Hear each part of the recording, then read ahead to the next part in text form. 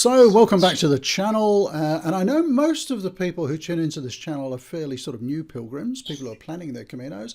And this week, I've got a very special guest, Richard, who walked his first Camino late last year, and he's walked 3 already. So, a very interesting discussion coming up with Richard very soon.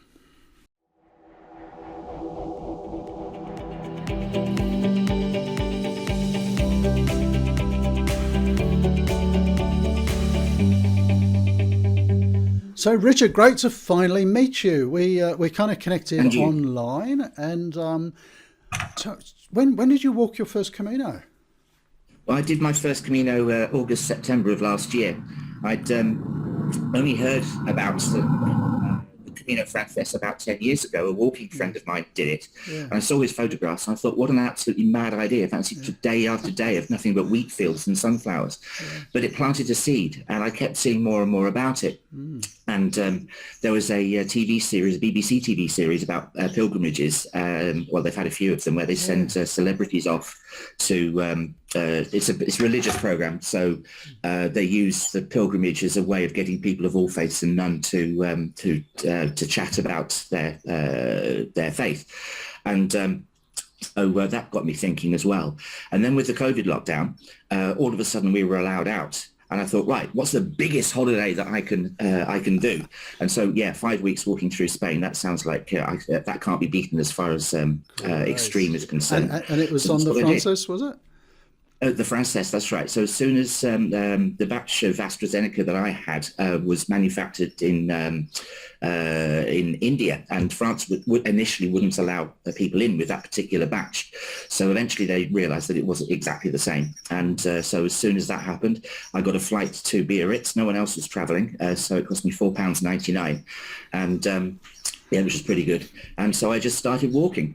I took my computer with me so I could continue to work along the way, because fortunately I've got the sort of job where I can do that.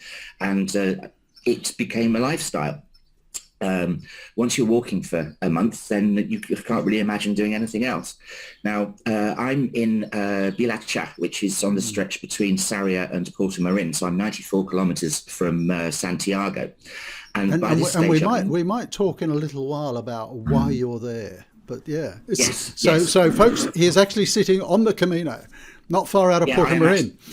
I'm actually on the Camino, and I've got you can hear cars going past, but it's a bit early in the day for many pilgrims, but they are literally walking past my front door here. So I was wondering, after a month of walking, you're very aware that you're quite near the end. It's only 4 days to Santiago from here. And so I was thinking, right, what do I do? What have I learnt from doing this? Well, 2 days before this particular point, a day before Sarriá, is Samos. There's a monastery there dedicated to St. Julian. I had no idea that there was a St. Julian, and so I looked him up and found out that he was the patron saint of hospitallers. In order to make amends with God, he had to look after pilgrims. And my middle name's Julian, and so that kind of spoke to me. I'm at a stage of my life where recently I've been able to pay off my mortgage. My children are grown up. I've got no ties, no reason to, no responsibilities to stay at home.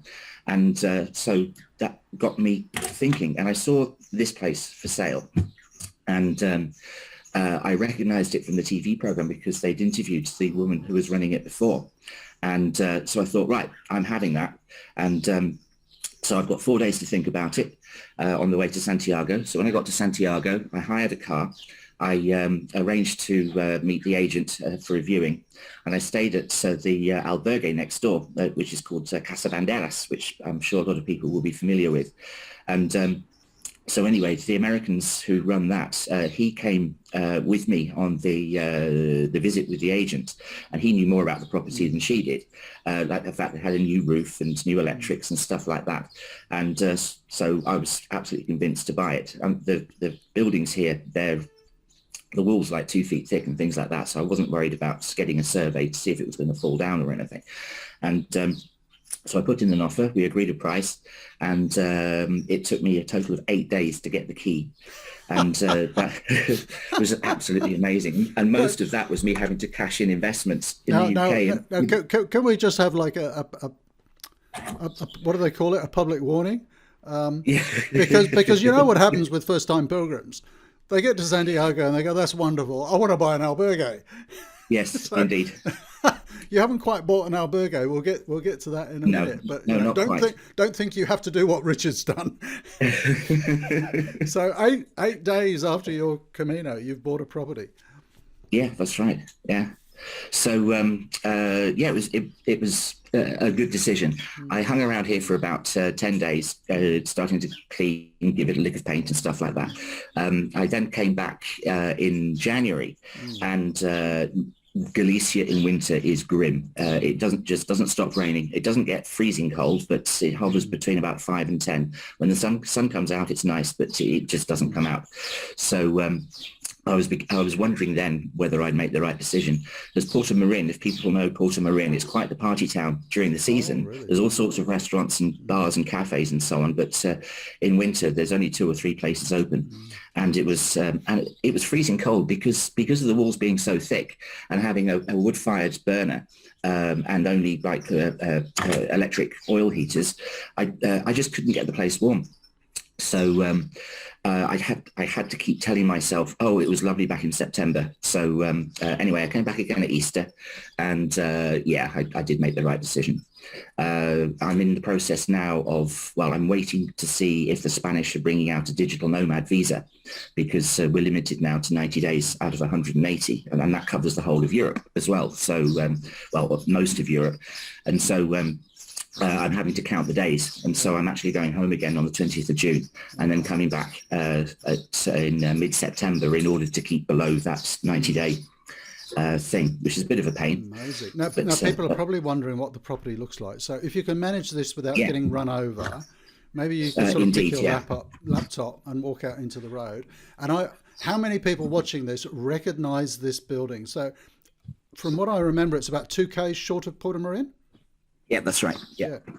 So here we go. So this is the view as you approach. I mean, I'm seeing it in mirror image. I don't know whether you guys are. No, we've got it. Yeah, that's great. And we've got the Union Jack up there with other flags. Yeah. So the other flags, I've got the Spanish one, and there's the Irish provinces as well. Correct. So I've tried to make it a little corner of the British Isles. I know it. So my offering is an ice box. What have we got? We've got all sorts of different teas, including Barry's tea for the Irish, which I managed to find. Oh, very good. And all sorts of soft drinks and and things like that. And so tell us a little bit about the property. It's not an albergue. It's a very small stone house, isn't it? It's a small stone house. It's small by Spanish standards. It seems quite big to me as an English person used to much smaller property. It's got 2 bedrooms. It's in the typical Galician style, where you would have had the animals living downstairs in stalls. It's so dark and dingy. There's no point in taking you in there. You won't be able to see it. But so you've got animal stalls downstairs, which has been partly converted with shower and toilet and so on. And then the living accommodation is upstairs. And so I've got 2 bedrooms, living room, kitchen. And so that's about it. And it is in the it is such a typical Galician cottage that in the provincial museum in Lugo, they have a room which has got little models of typical country houses and so on. And there's my house is in there. Right. So I was quite pleased to go and see that. And so it's a donativo. You provide foodstuffs there for passing pilgrims, and hopefully they leave a few coins or something. Yeah, well, that's it. Yeah. I'm focusing on tea. And there are other places here in the village which do slightly different offerings to each other. And so mine is much more, if you want a cup of tea, then this is the place to stop. But there's also things like cans of Coke and bottles of beer and so on. And another thing that I've got is a whole pile of like chocolate biscuits and stuff brought over from England. So things like Tunnock's tea cakes and penguin biscuits and things like penguins. Oh, it's worth flying over. Yeah. Oh, it is, yeah. That's tremendous. So you've actually got a bit of space. What's the future? Would you provide a couple of bunks or something? Might be fun to have people stay or not. Well, then you have to start thinking about the fact that I haven't got a work visa and I'd have to set up a business. And so as far as immigration is concerned, that makes things difficult. And hearing the problems that my next door neighbours have with their autonomo visa, you've got to provide proof that you're actually contributing to the local economy and things like that. Okay. So it isn't just a case of slinging stuff up. And so as far as this being a donativo, it means I don't have to register as a business, but I did have the health inspectors come round and tell me that I've got to register in the Galician, I'm providing food, and so they need to keep an eye on me. Yeah. Do you speak Spanish, by the way? Yeah, I do. Yeah, I'm actually a translator. Wow. French and German are the ones that I translate, but it means that I have a facility with languages. Wow. So my Spanish and Italian are pretty good. And that's one of the other reasons for doing this, is that I get to practice all of them every day. Yeah. So with all the pilgrims coming through. So, I mean, people are going to be watching this and thinking, why? You know, So I missed that. Car went past. Yeah, people are going to be watching this and thinking, why? Why do you want to spend 90 days at a time, sitting in a little stone house in Galicia, giving away drinks and snacks? And I think I know why, but you tell us. I get to meet so many people. It's if anyone remembers Fight Club, the opening scene where they're on an aeroplane, they talk about single-serving friendships, and I do those very well. So you meet people, and there's no commitment to keep that relationship going. You know you're never going to meet again, and so I meet so many interesting people this way. Also, it was an opportunity to have a property in Spain, which is something I've been thinking about doing for quite a few years, but never really found anywhere that I particularly liked, or a reason for a particular town or anything like that.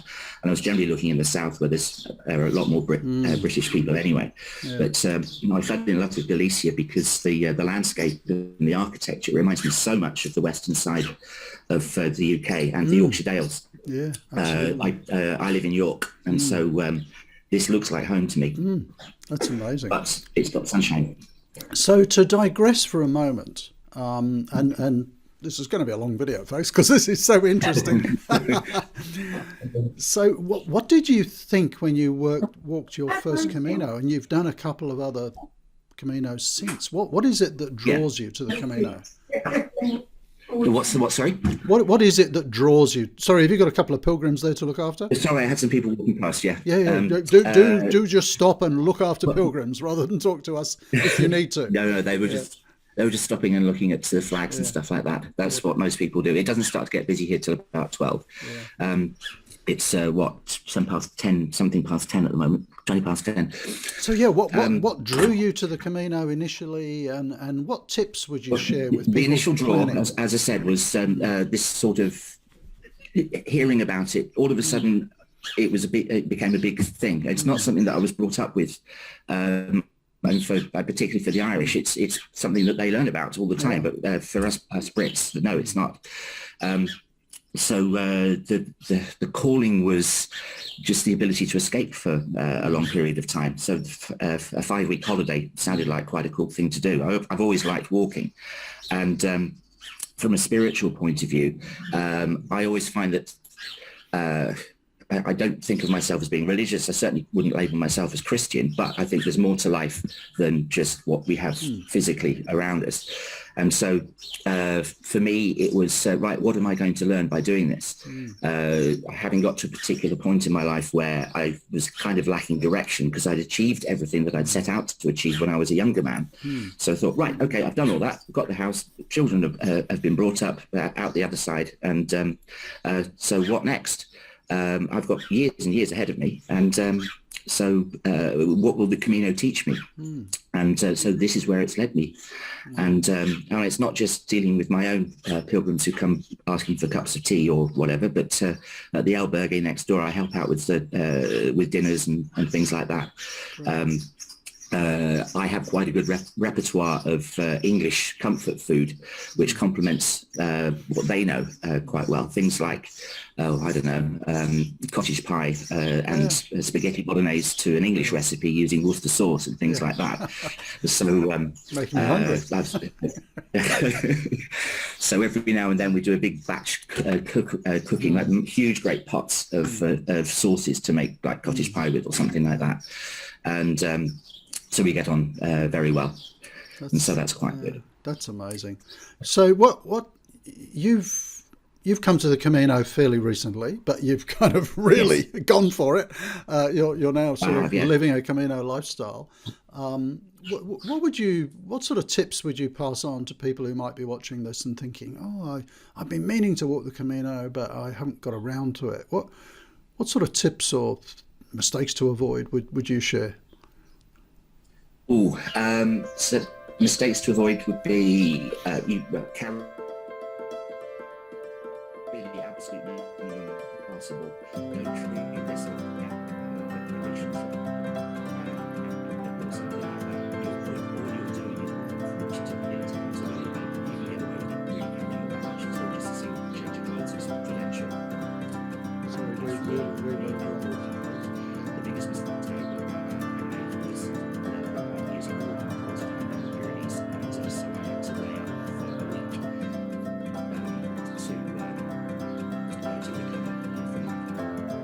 Sorry, you were breaking up. Are you still there? Yeah, we're breaking up a little bit there, but what was a good tip?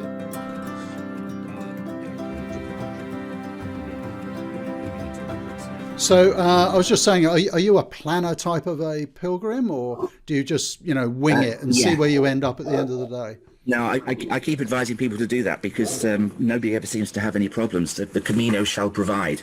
Let's sit here. Yeah. No, I've always done it through booking.com, and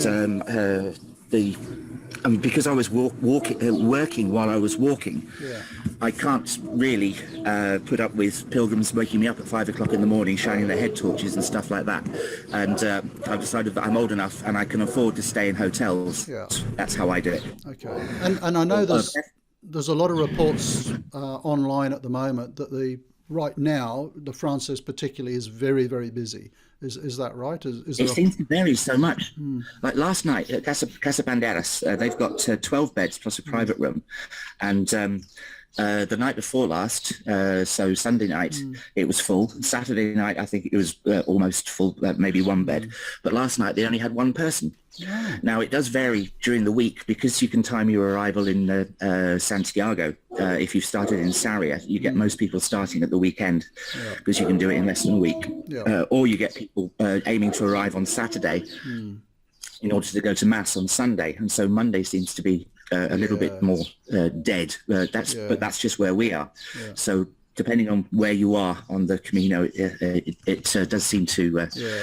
So that's a really good tip. Think about, if people are aiming to arrive at the weekend in Santiago, that wave is going to be working back along the Camino. Exactly. Yeah. Yeah. Okay, that's great. And so, what's next for you Camino-wise? You've walked the Frances. What other bits have you walked? I did. I've done the Frances. I've done the Ingles from Ferrol. Yeah. Now that's a very, very different experience to the Frances because there are so few people and also so few places to stop and get a coffee and things like that. Yeah. So you have to be prepared to walk for a couple of hours until you have your next stop. Yeah, and very few people. I didn't really make any friends at all. There were a couple of interactions that I had, but no one where you bump into them a couple of days later and you go out for dinner or anything like that. Are we still going? Days, the last 3 days of the Portuguese. Oh, nice.